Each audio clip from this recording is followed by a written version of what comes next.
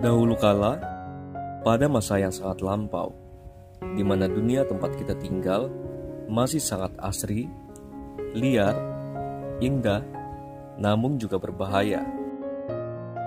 Di saat terang menjadi begitu indah, kemudian disusul gelap malam yang mencekam. Masa-masa itu adalah di mana alam masih sangat seimbang. Interaksi antara binatang, tumbuhan, dan manusia begitu dekat. Begitu pula spirit atau roh-roh alam itu sendiri. Panorama hijau yang menenangkan, sungai-sungai jernih yang menyemburkan buih-buih pelangi, kicauan burung-burung dan suara-suara binatang memenuhi hutan belantara. Dan dalam hembusan angin, terdengar bisikan-bisikan dari suara roh. Di dunia yang sangat purba inilah yang menjadi latar dari sebuah cerita kali ini.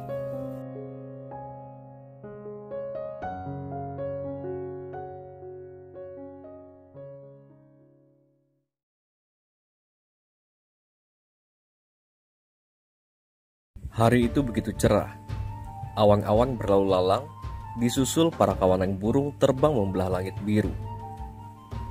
Di antara sungai kecil yang jernih dan hutan yang hijau, terdapat sebuah desa, bernama Desa Rangen. Desa itu tidak terlalu besar, dengan penduduk yang berkisar kurang lebih sekitar 100 orang.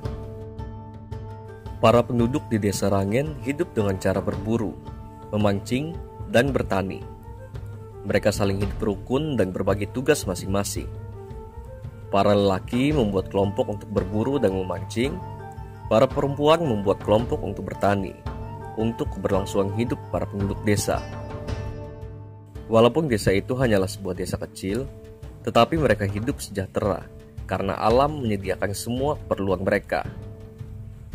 Hari itu seperti biasa, kelompok pemburu pergi di pagi hari, meninggalkan anak istri dan orang tua mereka, menuju ke belantara hutan. Para perempuan juga pergi ke ladang untuk bertani. Di teras sebuah rumah, duduk seorang anak perempuan. Ia termenung sembari menikmati angin sepoi-sepoi berhembus. Anak itu bernama Kambang. Lagi-lagi, ia harus ditinggalkan oleh ayahnya yang berburu dan ibunya yang bertani, dan hanya tinggal bersama neneknya di rumah. Ia merasa bosan karena tidak ada teman bermain. Biasanya ia tidak sebosan itu, karena setiap ditinggal oleh kedua orang tuanya, ia masih bisa bermain bersama kakak lelakinya. Namun hari itu kakak lelakinya tidak lagi bisa menemaninya, karena sang kakak telah beranjak remaja dan genap usianya untuk bergabung dengan kelompok pemburu. Sehingga sang kakak diwajibkan dan diharuskan untuk ikut berburu bersama pria dewasa lainnya. Hari itu adalah hari pertama kakaknya pergi berburu. Kambang masih belum terbiasa akan hal itu dan terus-terusan menghela nafasnya. Sang nenek yang melihat hal itu mencoba mendatangi Kambang dan duduk di sampingnya. Sembari tersenyum, nenek mengajak Kambang untuk mengobrol, bercerita, atau membahas apapun yang bisa membuat Kambang berhenti merasa bosan. Di siang hari itu, perasaan jenuh Kambang hilang dalam sekejap karena berbicara dan bercerita banyak hal dengan sang nenek. Pada waktu yang sama, di siang itu di tengah hutan belantara, sekumpulan pria sedang duduk beristirahat. Mereka adalah para pasukan pemburu dari Desa Rangen. Setelah berburu, mereka memutuskan untuk istirahat sejenak. Terlihat mereka mendapatkan beberapa binatang buruan. Stok binatang yang mereka dapatkan sebenarnya sudah cukup untuk memenuhi kebutuhan pangan penduduk Desa Rangen. Namun, mereka tetap memutuskan untuk lanjut berburu setelah beristirahat sejenak. Di antara para pemburu itu terdapat seorang anak lelaki. Ia bernama Husang. Hari itu adalah hari pertamanya ikut berburu. Walaupun itu hari pertamanya, namun para pemburu lainnya salut dengan kemampuannya dalam berburu.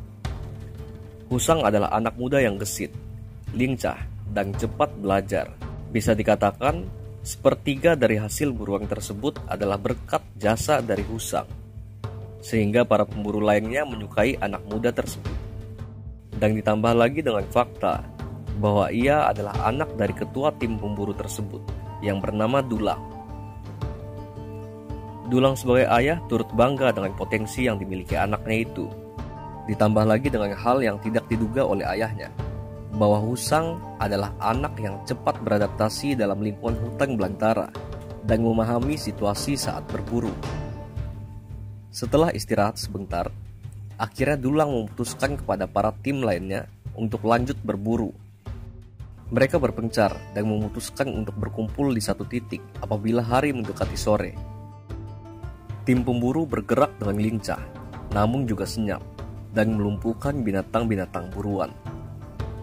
Hari itu, perburuan mereka sangat membuahkan hasil. Saat hari mulai gelap, para warga desa menyambut para tim pemburu yang datang dengan membawa banyak tangkapan. Kambang berlari menghampiri ayah dan kakaknya dengan gembira.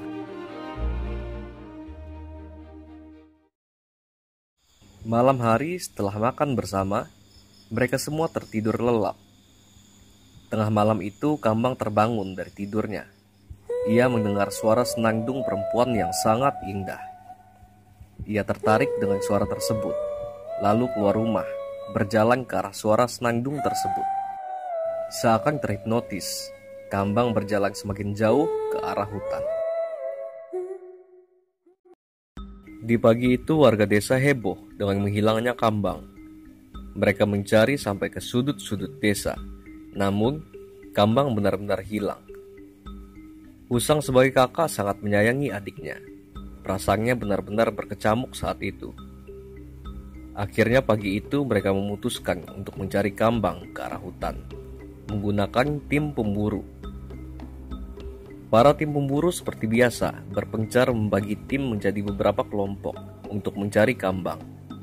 Namun dari pagi hingga hari mulai gelap, tak satu pun dari mereka yang berhasil menemukan Kambang ataupun jejak-jejak dari Kambang. Alhasil, senja itu mereka pulang kembali ke desa dengan hati yang sedih. Mereka tidak tahu apa lagi yang harus mereka perbuat. Dulang sang ayah, kemudian ibu dari Kambang dan juga Husang diselimuti perasaan sedih mendalam. Malam itu tetua desa memutuskan untuk melakukan ritual mendengarkan suara-suara roh untuk menemukan keberadaan Kambang. Malam itu ritual dimulai. Tetua desa yang memimpin ritual menari-nari di tengah desa sambil melantunkan nyanyian-nyanyian pemanggilan roh di tengah-tengah para warga desa. Tiba-tiba angin berhembus sangat kencang dan semua orang terdiam. Begitu pula pemimpin ritual tersebut. Seketika itu tetua pemimpin ritual tersebut terjatuh dengan mata yang terbelalak dan berkata, "Kambang telah diambil oleh Nyaring. Kini tak ada satupun yang dapat menyelamatkan jiwa dan raganya. Ia kini ada di sebuah puncak tinggi yang mengerikan, di mana tempat tersebut hanya dihuni oleh arwah-arwah jahat, dan Nyaring adalah yang terkuat dari semua roh tersebut." Setelah mengatakan kalimat itu, pemimpin ritual tersebut tersadar dan terbangun sembari sesak nafas dengan wajah yang pucat. Mendengar hal itu, semua warga yang menyaksikan hanya bisa diam membeku. Keesokan harinya di pagi itu, para warga desa berunding apakah akan pergi menyelamatkan Kambang atau tidak. Dalam perundingan itu mereka berdebat hebat antara pergi atau tidak. Kebanyakan orang tidak setuju untuk pergi karena mereka tahu mereka akan memasuki tempat yang sangat berbahaya. Alih-alih menyelamatkan satu orang, mereka bisa kehilangan banyak orang. Sementara sebagian orang termasuk keluarga Kambang tetap bersikeras agar pergi menyelamatkan Kambang. Namun semua itu sia-sia. Banyak pihak tidak setuju dengan rencana itu. Alhasil dari hasil musyawarah tersebut menyatakan tidak ada seorang pun yang akan berangkat untuk menyelamatkan Kambang. Mendengar hasil itu, para keluarga hanya bisa memendam perasaan sedih dan marah. Di satu sisi, mereka ingin menyelamatkan putri mereka. Namun di satu sisi pula, sangat tidak mungkin menuju tempat tersebut hanya dengan sedikit orang. Karena mereka semua tahu, tempat yang dimaksud itu adalah tempat yang sangat berbahaya. Di sore hari itu, Husang hanya bisa duduk diam sambil memandang sebuah gunung yang tinggi yang ada di depan matanya. Saat itu pula, Husang memantapkan hatinya. bahwa dengan atau tanpa siapapun, ia akan pergi ke gunung tersebut. Puruk Hangtas, begitulah gunung itu disebut. Gunung itu merupakan gunung yang sangat berbahaya. Di samping jalanannya yang terjal, gunung ini juga dihuni dengan banyak binatang buas. Namun bukan itu yang paling ditakuti dari gunung ini. Yang paling ditakuti ialah keberadaan roh-roh dan spirit jahat yang bersemayam di dalamnya, yang siap melahap siapapun yang menginjakkan kaki di gunung itu. Dulunya menurut legenda, gunung itu merupakan jalan pintas untuk menuju desa maupun negeri tetangga. Namun seiring waktu, sering terjadinya pertikaian dan peperangan antar suku di gunung tersebut yang menewaskan banyak orang. Perang demi perang terjadi di gunung itu, akhirnya menyebabkan munculnya arwah-arwah penasaran yang menghuni tempat itu. Banyak kejadian-kejadian aneh terjadi di gunung itu, seperti suara-suara mengerikan, kemudian rintihan kesakitan yang didengar setiap orang yang ingin mendekati gunung itu. Lalu para pejalan kaki maupun gerombolan orang-orang yang melintasi gunung itu tidak ada yang pernah kembali. Menurut legendanya, dari 100 orang yang melintasi gunung itu, hanya 1 orang yang kembali dengan selamat dari gunung itu, dan menceritakan betapa mengerikannya arwah-arwah yang membinasakan kelompok mereka. Awalnya itu hanya dianggap bualan mitos belaka, namun seiring waktu, setiap orang yang pergi melintasi gunung itu tidak pernah ada satupun yang kembali, dan semakin kuatlah kebenaran akan cerita dari gunung itu sendiri. Akhirnya waktu berlalu, hari demi hari, tahun demi tahun, hingga ratusan tahun. Gunung yang awalnya menjadi alternatif lain sebagai jalan pintas penghubung antara wilayah ditinggalkan begitu saja dan menjadi terbengkalai tanpa ada siapapun yang berani melintasinya. Kini gunung itu dipercayai sebagai sebuah neraka nyata di tengah-tengah belantara.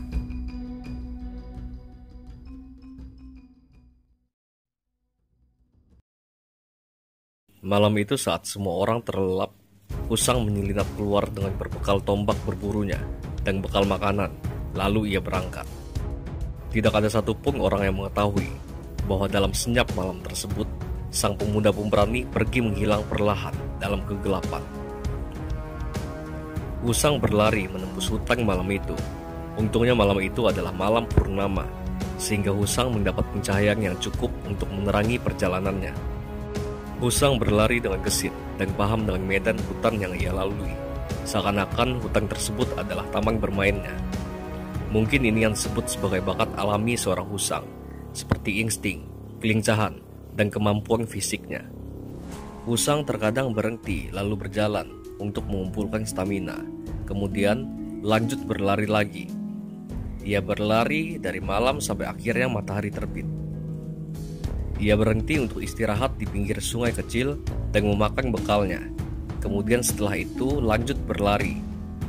Ia tahu bahwa ia akan tiba di Puruk Hangtas saat hari mulai sore dengan memperkirakan jarak tempuh yang tersisa. Dan akhirnya sore itu, Husang telah tiba di kaki gunung Puruk Hangtas. Ia melihat sebuah jejak kaki di tanah. Jejak itu masih baru. Ia yakin itu adalah jejak binatang buas. Mulai dari sini, Husang berubah ke mode siaga dan berusaha untuk selalu fokus, dan dengan perlahan berjalan memasuki kawasan gunung Puruk Hangtas. Hari mulai gelap dan suasana gunung mulai mencekam. Suara auman para binatang buas mulai terdengar. Husang berjalan setengah berlari namun tanpa suara. Ini adalah teknik berjalan yang biasa dia gunakan saat sedang berburu maupun menghindari hewan buas. Saat sedang berjalan, seketika insting Husang bereaksi. Ia langsung dengan cepat naik ke atas pohon. Dari atas pohon, ia melihat seekor hewan buas berjalan di bawahnya. Ia belum pernah menemui hewan sejenis itu, seperti macan namun berukuran besar. Ternyata cerita mengenai banyak binatang buas berbahaya yang tidak diketahui yang menghuni Puruk Hangtas bukanlah isapan jempol semata. Setelah memastikan situasi aman, Husang turun dari pohon dan meneruskan perjalanan.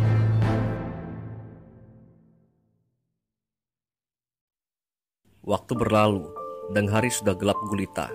Namun untungnya bulan purnama masih membantu sebagai penerangan. Dengan segala petunjuk dan instingnya, Husang berjalan sambil melihat-lihat sekeliling untuk menemukan jejak-jejak yang bisa mengantarkan Husang untuk menemukan kambang. Dan tidak sia-sia, Husang melihat sebuah sobekan kain. Husang memeriksa kain itu dan sadar kalau itu adalah sobekan kain dari pakaian adiknya, yaitu Kambang. Kemudian ia menemukan bekas atau jejak-jejak di balik semak-semak. Ia paham bahwa semak-semak itu telah dilalui oleh seseorang. Husang berjalan melewati semak-semak lebat itu dengan menelusuri arah semak yang terbelah bekas dilalui seseorang. Dan akhirnya, setelah keluar dari semak-semak itu, Husang tiba di depan sebuah rumah kayu.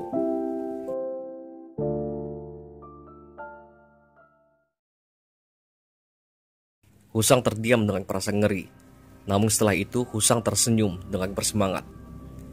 Siapa orang gila yang tinggal di dalam gunung yang dipenuhi binatang buas ini?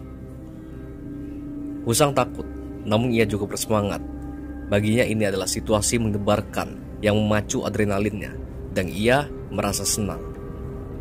Husang diam-diam mendekati rumah itu. Dari jendela, ia melihat ke dalam rumah. Di situ ia terkejut, melihat bahwa ternyata adiknya Kambang ada di dalam rumah, dengan kaki dan tangan terikat di sebuah tiang. Ia senang bercampur aduk, mengetahui bahwa adiknya masih hidup. Husang tidak mau gegabah. Ia memperhatikan dan seksama ke dalam rumah untuk melihat apakah ada orang lain di dalam rumah tersebut. Dan setelah memastikan bahwa tidak ada orang lain selain Kambang, Husang pun dengan cepat bergerak tanpa suara membuka pintu rumah dan masuk. Kambang terkejut senang melihat sosok kakaknya. Namun Husang, sang kakak, memberi kode agar jangan bersuara. Dengan cepat sang kakak memotong tali ikatan di tangan dan kaki Kambang. Kambang pun tersenyum senang tanpa suara dan hampir menangis karena diselamatkan sang kakak.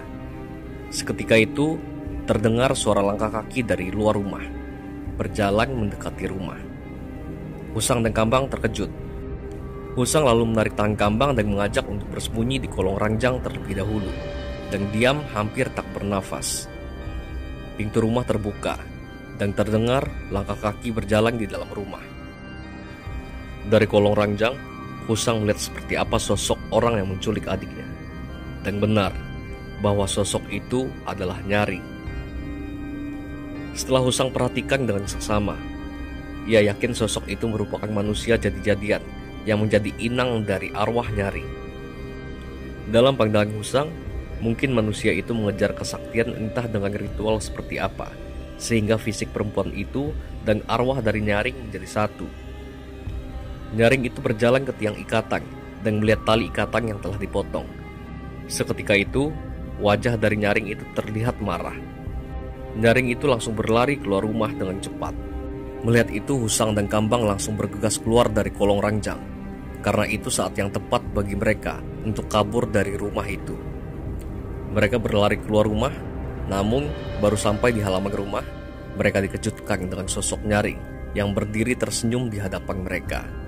"Bertambah satu lagi tumbal untuk kesaktianku di malam purnama ini," kata Nyaring sambil tersenyum. Kambang ketakutan bukan main, namun Husang tersenyum bersemangat. Husang berlari berusaha untuk menyerang Nyaring dengan tombaknya, namun tiba-tiba badan Husang tak bisa bergerak. Di saat itu terdengar suara senandung dari Nyaring. Itu adalah senandung yang menghipnotis Kambang sebelumnya. Kambang hanya bisa terdiam terpaku melihat sang kakak tiba-tiba berjalan perlahan ke arah Nyaring. Tatapan mata Husang kosong, sembari berjalan mendekati Nyaring. Husang seakan-akan terhipnotis oleh suara senandung tersebut. Sampai kini Husang tepat berdiri di hadapan Nyaring. Nyaring tersenyum mengerikan, seakan-akan siap untuk membunuh Husang. Seketika itu Husang dengan cepat menghujamkan tombaknya menembus tubuh Nyaring. Nyaring terkejut. Tiba-tiba Husang berkata, "Mana mungkin aku termakan hipnotis semudah itu?" Ternyata itu adalah tipuan Husang agar dia bisa mendekati Nyaring. Husang lalu menyeret Nyaring dengan tombaknya dan mendorongnya ke dinding rumah, sehingga badan Nyaring bersama tombak tersebut menancap kuat di dinding kayu. Kambang yang melihat hal itu lalu tertegun dengan adegan yang terjadi di depan matanya. Husang lalu cepat berlari meninggalkan tombaknya yang tertancap. Ia dengan cepat menarik tangan Kambang untuk berlari meninggalkan tempat itu. Husang dan Kambang berlari dengan cepat menuruni gunung melewati hutan belantara. Husang yakin bahwa Nyaring tidak semudah itu dikalahkan, Karena itu, ia dan adiknya terus berlari tanpa henti agar dapat keluar secepat mungkin dari Puruk Hang Tas. Dalam pelarian itu, tiba-tiba muncul perasaan mengerikan dari belakang, menyelimuti Husang dan Kambang. Sambil berlari, Husang menoleh ke arah belakang, dan ia melihat Nyaring sedang berlari mengejar mereka. Kambang semakin panik melihat Nyaring yang berlari begitu cepat mengejar mereka. Kecepatan lari itu bukanlah kecepatan berlari dari tubuh seorang manusia. Husang lalu membalikkan badan dan menyuruh Kambang agar terus berlari. Husang lalu mencoba untuk melawannya sekali lagi. Kambang panik dan sedih meninggalkan sang kakak. Namun, Husang berteriak memaksa Kambang agar terus berlari. Kambang pun tak bisa berkata-kata dan terus berlari menuruni gunung. Sementara itu, Husang berdiri dan mempersiapkan kuda-kuda menunggu Nyaring mendekat. Nyaring yang berlari dengan cepat dalam sekejap sudah berdiri di hadapan Husang. Nyaring tersenyum dan langsung menyerang Husang dengan cakarnya. Husang yang sudah mempersiapkan diri menghindari serangan Nyaring dan membalas serangan balik. Terjadi pertarungan yang sengit antara Husang dan Nyaring. Mereka saling menyerang dan bertahan. Walaupun begitu, pertarungan itu berat sebelah. Husang kewalahan melawan Nyaring dan terluka cukup parah. Husang benar-benar berada dalam situasi yang tidak menguntungkan. Pertarungan itu menyudutkan Husang ke tepi jurang. Namun Husang mencoba tenang dan tetap fokus. Ia akan membuat sebuah pertaruhan dalam satu langkah terakhir apabila Nyaring menyerang. Nyaring tahu kalau Husang akan mempersiapkan sebuah rencana. Namun Nyaring tidak peduli dan berlari menyerang Husang. Husang pun seketika itu juga berlari ke arah Nyaring, dan dalam waktu 0,01 detik menghindari serangan Nyaring dan menghujamkan pisaunya ke arah jantung Nyaring. Nyaring kesakitan menerima tusukan tepat di jantungnya. Husang tetap menahan pisau itu di dada Nyaring dan mengoyak-ngoyak jantung Nyaring. Ia tetap mempertahankan posisi itu beberapa lama sampai Nyaring benar-benar tidak bergerak. Husang tertegun. Ia memastikan apakah Nyaring benar-benar sudah mati. Ya, dan Nyaring sudah mati, tidak bergerak sama sekali. Kemudian, ia berdiri menarik nafas. Perlahan cahaya matahari terbit, menyinari tubuh Husang. Ia memejamkan mata dan merasakan hawa hangat di sekujur tubuhnya. "Aku masih hidup," Husang berkata dalam hati. Cahaya matahari mengenai tubuh Nyaring, dan perlahan jasad Nyaring menghilang jadi debu dan terbang tertiup angin pagi itu. Husang hanya diam melihat hal itu. Baginya, pemandangan pagi itu sangat indah. Tiba-tiba, Husang ditusuk oleh sebuah pisau dari belakang. Sembari kesakitan, Husang menoleh ke belakang. Dan betapa terkejutnya, ia melihat wajah adiknya tersenyum jahat. Ternyata, adiknya yang telah menusuknya dari belakang. Husang benar-benar tidak mengerti dengan hal yang terjadi. Namun seketika itu Husang tersadar. Senyum adiknya itu sepintas terlihat seperti senyum Nyaring. Kambang lalu terus menusukkan pisaunya berkali-kali ke tubuh Husang, lalu mendorong Husang ke jurang. Husang terjatuh. Dalam keadaan hampir hilang kesadaran, Husang berpikir, hal apa yang telah dia lewatkan? Kenapa Nyaring ada di tubuh adiknya? Apakah itu Nyaring atau adiknya? Apakah jangan-jangan selama ini di Puruk Hang Tas, Kambang yang bersamanya merupakan Nyaring? Namun semua itu percuma. Semua sudah terlambat. Husang telah meninggal dan jatuh ke kedalaman jurang.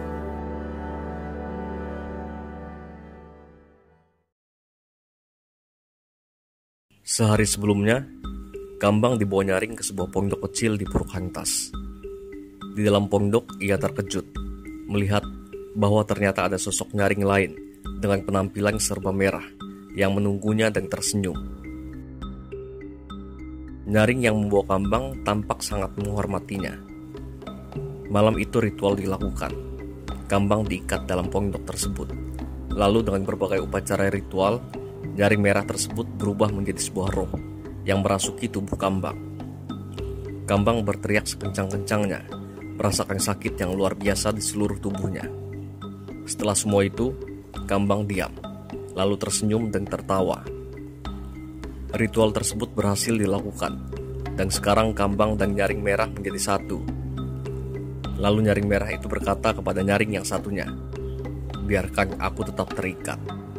Tunggulah beberapa hari. Aku yakin keluarganya akan datang menyelamatkannya. Disitulah kau akan mendapatkan tubuh bagianmu," kata Nyaring Merah. Kemudian lanjutnya, "Lagi pula, kita memerlukan alasan untuk masuk ke tengah-tengah manusia. Kita harus membuat rencana sebaik mungkin. Buatlah agar seakan-akan anak ini diselamatkan oleh keluarganya." Nyaring satunya hanya bisa diam dan mengiyakan kata-kata dari Nyaring Merah. Pagi itu Kambang berjalan menuruni Puruk Hangtas dengan wajah lesu. Di kaki Puruk Hangtas, dari jauh terlihat segerombolan orang berlari mendatanginya. Ternyata itu adalah ayahnya Dulang dan tim pemburu lainnya. "Anakku Kambang," teriak Dulang. Ia lalu memeluk anaknya. Seketika itu Kambang menangis jadi-jadinya. Semua orang memperhatikannya. Kambang sambil menangis mengatakan, "Husang telah meninggal.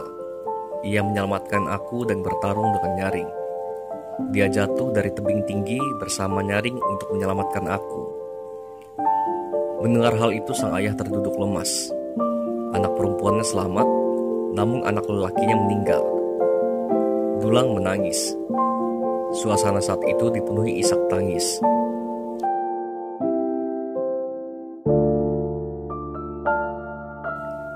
Setelah beberapa saat dan menenangkan hati, Dulang berdiri dan mengatakan, "Sebaiknya kita kembali sebelum ada korban lebih lanjut. Untuk anakku Husang, mungkin ini sudah takdir dari Yang Kuasa. Dia meninggal dengan gagah berani menyelamatkan Kambang. Ia akan jadi pahlawan bagi kita yang para orang tua saja tidak bisa melakukan hal seperti itu. Marilah kita pulang." Kemudian, kelompok mereka berjalan meninggalkan Puruk Hangtas, menuju desa mereka dalam suasana duka. Sepintas, terlihat senyuman jahat dari wajah Kambang saat pulang bersama rombongan menuju desa.